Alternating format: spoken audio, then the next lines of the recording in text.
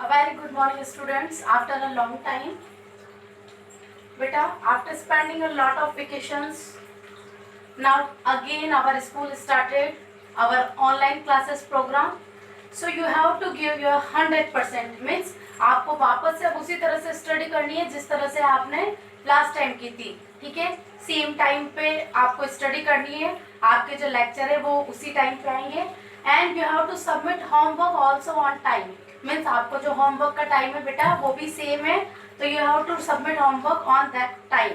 मतलब उस particular time पे ही आपको होमवर्क सेट करना है. ठीक है, तो बेटा हम लास्ट क्लास में स्टडी कर रहे थे. हमारा सेकंड चैप्टर स्टार्ट हो गया था.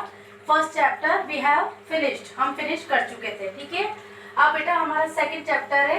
तो जो फर्स्ट वीडियो है उसमें मैं आपको रिवीजन पोर्शन कराऊंगी, यानी कि जो हमने लास्ट क्लास में पढ़ा था. ठीक है, और नेक्स्ट जो वीडियो है उसमें मैं आगे का पढ़ेंगे. ठीक है, तो second chapter is food and it's component.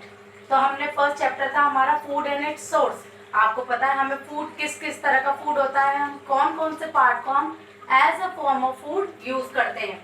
अब इस चैप्टर में हम पढ़ेंगे बेटा कि फूड को अकॉर्डिंग टू देयर वर्क, उनके वर्क के अकॉर्डिंग किस कैटेगरी में डिवाइड किया गया है. सेम इसी तरह से हम इसमें पढ़ेंगे फूड एंड इट्स कंपोनेंट. मैंने आपको पहले भी कहा है आगे स्टडी करने से पहले हमें चैप्टर के नेम से ही क्लियर होना चाहिए कि उसमें क्या क्या चीज हम बेसिकली स्टडी करेंगे. तो देखो बेटा, फूड एंड इट्स कंपोनेंट.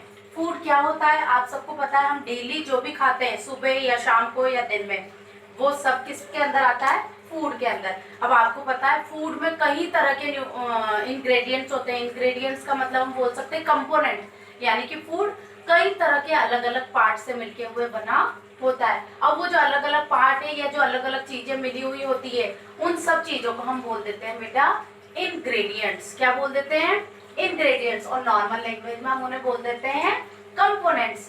लेकिन वो इंग्रेडिएंट्स और कंपोनेंट्स जो है वो बेसिकली क्या है बेटा, न्यूट्रिएंट्स है. ठीक है, जैसे मैं आपको जनरली एक एग्जांपल देती हूँ. जैसे आप सुबह खाना खाते हैं बेटा, मान लो आपने खाने में खाया है सिंपल चपाती एंड दाल. ठीक है, तो वो जो चपाती है बेटा वो चपाती किससे मिलके बनी हुई है, व्हीट से. तो wheat is a source of carbohydrate. तो वहां से आपको कौन सा न्यूट्रिएंट्स मिल जाएगा, कार्बोहाइड्रेट.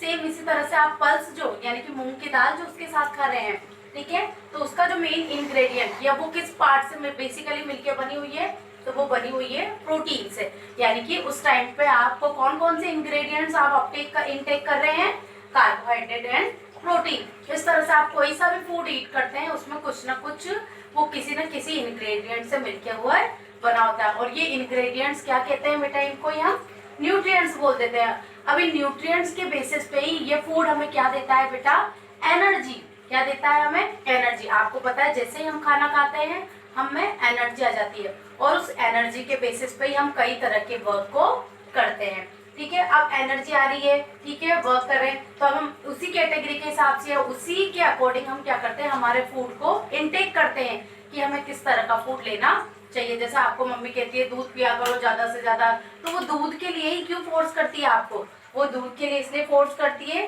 क्योंकि उसमें बेसिकली आपका मिनरल प्रेजेंट होता है. यानी कि आप कंटिन्यूअसली या डेली अगर मिल्क इनटेक कर रहे हैं तो आपकी बॉडी में कभी मिनरल की कमी ही नहीं होगी.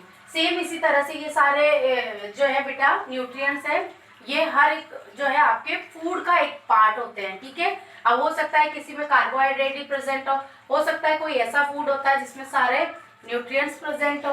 ठीक है, तो बेटा बेसिकली फूड में जो पार्ट्स या इंग्रेडिएंट्स प्रेजेंट होते हैं उन्हें हम बोल देते हैं न्यूट्रिएंट्स. अब बेसिकली न्यूट्रिएंट्स कितने टाइप के होते हैं, तो न्यूट्रिएंट्स आर बेसिकली 7 टाइप्स. ठीक है, ये पहले भी मैं स्टडी करा चुकी हूँ पर वापस से as a form of revision I am repeating.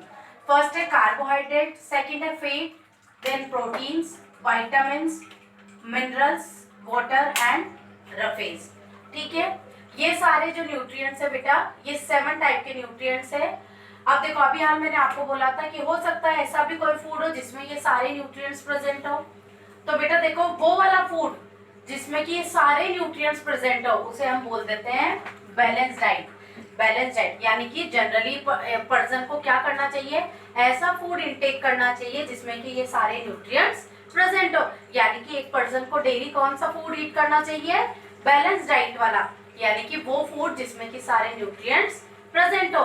लेकिन ऐसा जनरली बहुत कम होता है, लेकिन फिर भी आपको कहा जाता है कि if you have to keep healthy, अगर आपको हेल्दी रहना है तो you have to take balance diet या you have to take healthy food. तो वो जो हेल्दी फूड होता है बेटा, वो हेल्दी की कैटेगरी में कब आता है, जब उसमें बेसिकली सारे न्यूट्रिएंट्स प्रेजेंट होते हैं। ठीक है, तो आपको ये भी समझ में आ गया होगा यहाँ पे बैलेंस डाइट क्या है।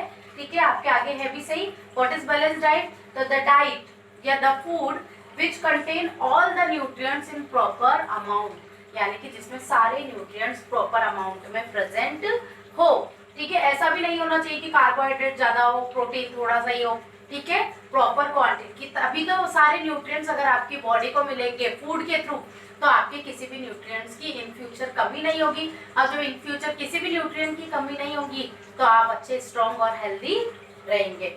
अब बेटा हम इसमें आगे पढ़ेंगे कि फूड को उनके वर्क के बेसिस पे कितनी कैटेगरी में डिवाइड किया गया है। लेकिन पहले हमारी ये चीज स्टडी की गई है, टेस्ट है। हम किस तरह के टेस्ट कर रहे हैं, हमें ये पता लगाना है कि कौन से फूड में कार्बोहाइड्रेट प्रेजेंट है, कौन से फूड में प्रोटीन प्रेजेंट है, कौन से फूड में विटामिन प्रेजेंट है। तभी तो हम उस फूड का इंटेक करेंगे। जब तक हमें पता ही नहीं होगा कि इस फूड में से हमें कार्बोहाइड्रेट मिलेगा तो हम कैसे उसको इंटेक करेंगे।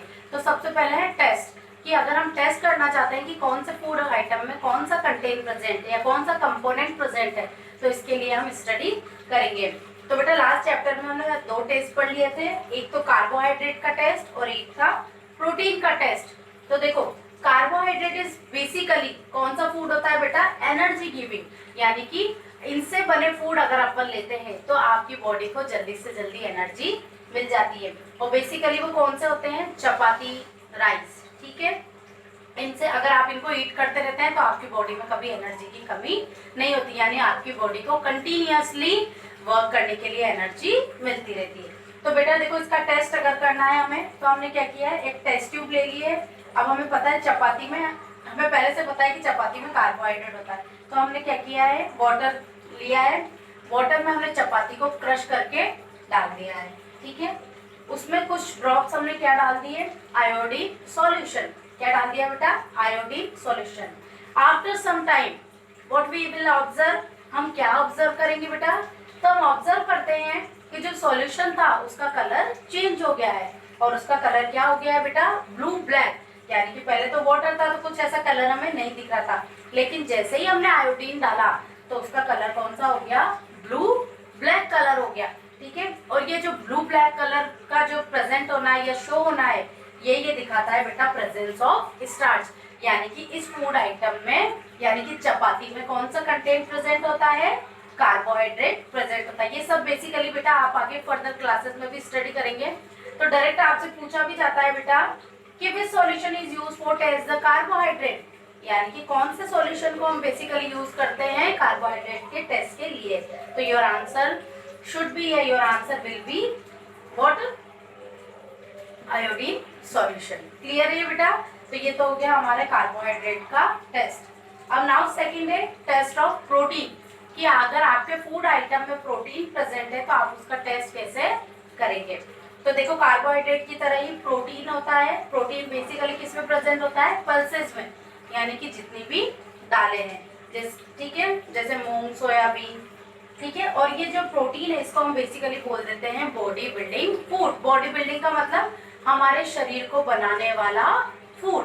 तो आपको पता है जब भी आप जनरली बीमार हो जाते हो या किसी भी डिजीज से सफर हो जाते हो तो आपको ज्यादा से ज्यादा दाल खाने को कहा जाता है। वो इसीलिए कहा जाता है बेटा क्योंकि दाल में सबसे ज्यादा प्रोटीन होता है। जब वो प्रोटीन जब फूड के थ्रू आपकी बॉडी में जाता है तो आपकी डिजीज के थ्रू जो भी आपकी वीकनेस आ गई है वो वीकनेस क्या हो जाती है बेटा, कवर हो जाती है। बॉडी बिल्डिंग फूड, या फिर इसे अपन ये बोलते हैं कि हमारी जो सेल है उनको फटाफट से रिपेयर करने का वर्क भी करता है। ठीक है, तो पल्सेस बेसिकली होती है और इसलिए हम इसे बोल देते हैं बॉडी बिल्डिंग फूड। ये आगे भी स्टडी करेंगे। अब हमें टेस्ट करना है कि कौन से फूड में हमारे प्रोटीन प्रेजेंट है। तो उसके लिए हमने क्या किया है बेटा, एक टेस्ट ट्यूब ली है। टेस्ट ट्यूब में हमने क्या कर दिया है, पल्सेस को ग्राइंड करके डाल दिया है। ठीक है, पल्सेस को ग्राइंड करके डाल दिया है वही वाटर में। ठीक है, हम उसमें क्या ऐड कर रहे हैं बेटा, copper sulphate and caustic soda. हम उसमें कॉपर सल्फेट और कास्टिक सोडा ऐड कर रहे हैं, ठीक है। तो हम देखते हैं कि जो वाटर सॉल्यूशन था उसका कलर कौन सा हो गया है, वायलेट कलर हो गया है।